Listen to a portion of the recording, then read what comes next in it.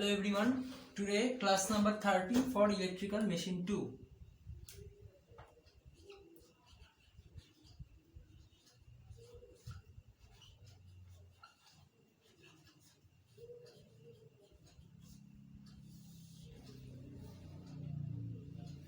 Okay, so let's start the today's class. So today is the last class for this module. So the last theory on this module also will be discussed in this class. So the topic is write the condition for maximum starting torque. Condition for maximum starting torque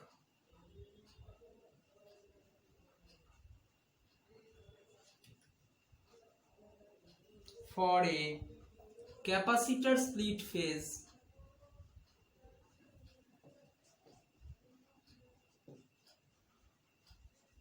single phase induction motor, right? In the last class I have done the same topic on the resistance split phase induction motor. Now it will be for the capacitance split phase or capacitor split phase single phase induction motor. So let's start. So right, let us consider or assume the simplest stator part equivalent circuit of a capacitor split phase single phase induction motor will be as follows.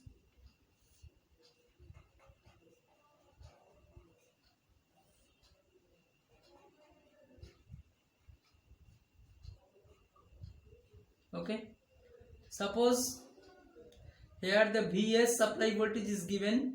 This is your Rm, Xm. Okay, this is Ra resistance, and this is Xa, and this is X.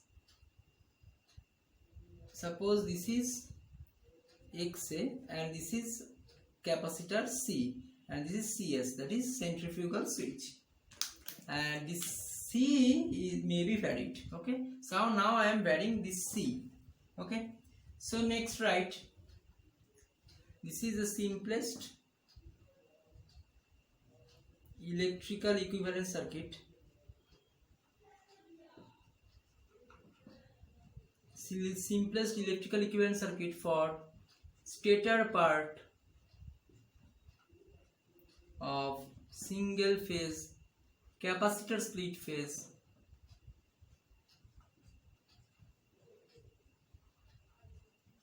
induction motor. Okay, so this is your total current Is, this is Im, and this is Ia. Okay, so this Is equals to similarly Im plus Ia, right? And this Im equals to Vs by root over of Rm square plus Xm square, and Ia equals to Vs by root over of Ra square plus Xc minus Xa whole square. Okay, so suppose this capacitor having the capacitive reactance, Xc. Okay, so Xc equals to what? 1 by 2 pi Fc, right? Fc equals to 1 by 2 pi Fc. When C equals to 0, then Xc equals to what? Infinity, because C equals to 0, then Xc equals to infinity. And when Xc equals to infinity, then Ia equals to what? So when C equals to 0, then Xc equals to infinity. And when Xc equals to infinity, then Ia equals to something by infinity, that will be 0, right? Ia equals to 0. And when C equals to infinity, then Xc equals to 0. And when Xc equals to 0, then Ia equals to maximum. Ia will be maximum. So I have to reach this condition. To generate the starting torque, maximum starting torque, because TST is proportional to Ia sin beta, right? Because all of the terms are taken as a constant, because Im equals to constant. Okay, and k itself is a constant, so k into Im is constant as a k dash, so I am making it proportional, so Ia into sin beta, so Ia should be vary to increase the starting torque. Okay, so Ia should be vary by using, to achieving Ia will be maximum by achieving this concept. Okay, so when c equals to infinity, then x equals to 0, then Ia should be maximum. And what will be the maximum value of Ia? So Ia max equals to, so please put over x equals to 0 over here, so Vs by root over of Ra square plus Xa square. Okay, so we have to reach this current value. Okay, so right, so Ia will lag, right, so Ia will lag Vs by an angle theta a, so Ia will lag Vs by an angle theta a equals to tan inverse Ra by Xa, right? And previously it was when Xc not equals to 0, that is in general case, your theta a equals to what? Tan inverse Xc minus Xa by Ra, right? It was the theta a. Now the theta a equals to tan inverse Ra by Xa now for maximum condition. Okay, so right, at resonance, when at resonance Xc equals to Xa, now I have to check the resonance condition. When at the resonance Xc equals to Xa, the total auxiliary winding reactance will be Xc minus Xa equals to 0, right? So that condition Ia equals to Vs by Ra. So in this case the current is in phase of V1. So at the resonance condition the current is in phase of Vs, that is current having the phase, that is theta a equals to 0. For this case theta a equals to 0, right? So as such, due to the variation of C, Ia will be varied in such a way that the tip of the Ia phasor will trace a circle whose diameter will be V1 or Vs by Ra. Okay, his diameter will be Vs by Ra. So we have to draw a phasor diagram where the Ia equals to Vs by Ra.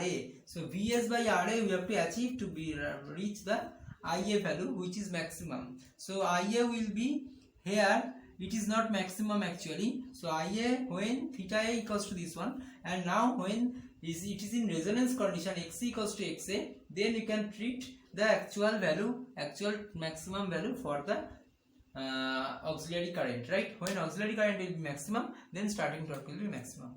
Okay, so what will be the phasor diagram, right? So for maximum auxiliary winding current, the phasor diagram will looks like, so first draw it. So this is your Vs reference phasor. Okay, so you have to draw a circle like, okay, suppose we are taking it as a circle,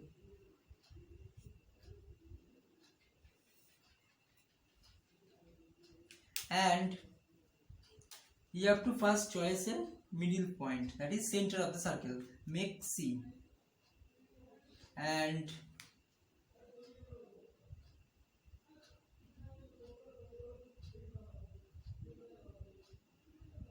draw a diameter first.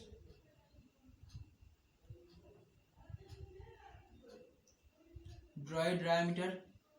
So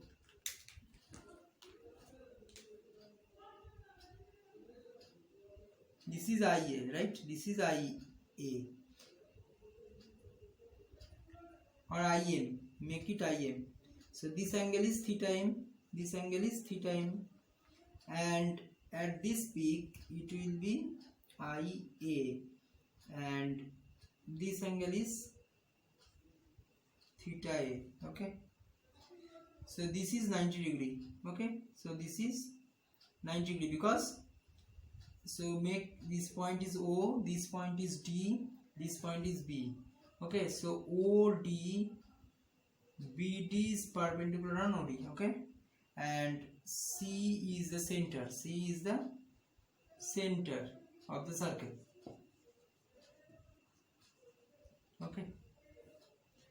and this is theta A, this is theta M. So here beta equals to what? For capacitor split phase, so Ia and Im are in opposite phase, so beta equals to theta A plus theta M. Okay, so to get the maximum starting torque, Ia sin beta must be maximum. Ia sin beta must be maximum. Okay, so Ia sin beta is a perpendicular projection on Im. Ia sin beta is a perpendicular projection. This is Ia, so this is Im sin beta. Ia sin beta is a perpendicular projection on Im, which will be maximum if it passes through the center, and which will be maximum, that is Ia. This is Ia, so Ia sin beta equals to what? It will be BD, right? This length is the Ia sin beta, so it will be maximum only when it is passing through the center. So BD will maximum only when it is passing through the center C. Okay, so in this triangle OCB, this triangle, it is a bilateral triangle. Triangle OCB is a bilateral triangle. That is isosceles triangle, right? So this one equals to this one, 2 are radius, so this angle equals to that angle, right? This angle equals to this angle, so it is theta A, right? So angle OBC equals to COB, right? OBC equals to angle COB. Okay, as it is 90 degree, so angle OBC plus angle COB equals to 90 degree, because it is a triangle and this one is 90 degree, so sum of the other two sides must have 90 degree, right? So actually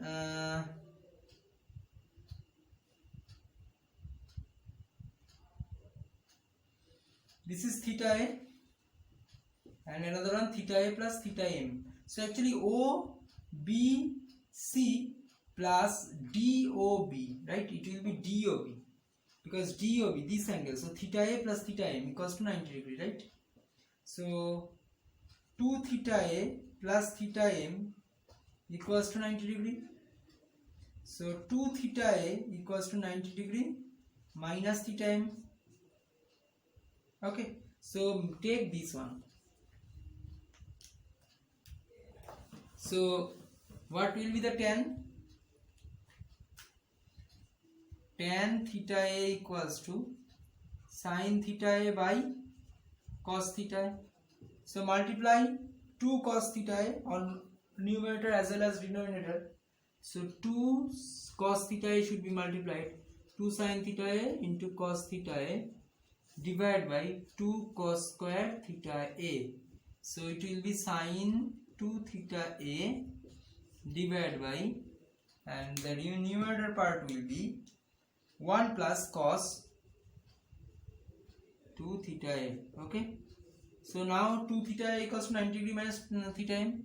So sin 90 degree minus theta M divided by 1 plus cos 90 degree minus theta M. Okay, so sin 90 degree minus theta M by cos 90 degree minus theta M. So tan theta A equals to sin 90 degree minus theta M means cos theta M, and cos 90 degree minus theta M means sin theta M, right? So it will be the complementary angle, right? They are complementary. So cos theta M means Rm. So from the triangle, so suppose if we consider it is theta M, so it will be your Rm, sorry, this is your Xm, this is your Rm, this is your Zm, right? So cos means what? Base by hypotenuse, Rm by Zm divided by 1 plus sin means perpendicular by hypotenuse, Xm by Zm. Okay, so this one equals to tan theta A. Tan theta A equals to what? Xc minus Xa by Ra, right? Xc minus Xa by, due to the in case of your auxiliary winding sides, there are two Ra, Xa and Xc, right? So this Xa and Xc are to reactive terms, so they are in placed in numerator part, and the denominator part will be the RA, that is reactive by real will be your tan theta. So from this relation can we find the condition for the maximum starting torque? So XC minus XA by RA equals to, so Zm should be cancelled out by applying the LCM, so Zm plus Xm, right? So your XC minus XA equals to RA into Rm by Zm plus Xm, right? So XC equals to RA into Rm divided by Zm plus Xm plus XA. Okay, so this is your ultimate equation for maximum starting torque. Okay, so now we know the XC equals to this one for maximum starting torque. So C equals to 1 by 2 pi f into XC, right? So 1 by 2 pi f into RA into Rm divided by Zm plus Xm plus XA. Okay, plus XA. Okay, so this capacitance should have to connect and should be vary at this value to become the maximum starting torque condition. Okay, to achieve the maximum starting torque in case of your capacitor split phase single phase induction motor. Okay, so these two theories, last day class and today's class, are very much important. So please do practice several times. So actually the phasor diagram is most important. Okay, so phasor diagram you have to remember by a unique technique. So the unique technique already I have been discussed here. You have to first draw a circle, then make a center point and draw a perpendicular line and join this IA and IM, and then apply the bilateral triangle theorem and apply the tan theta A and get this relation ultimately. Okay, so today's class up to this much. So today I have completed the total module, right? Today I have completed the total module of chapter. There are 4 modules, right? 4 modules already have been completed. Okay, only 2 modules are left.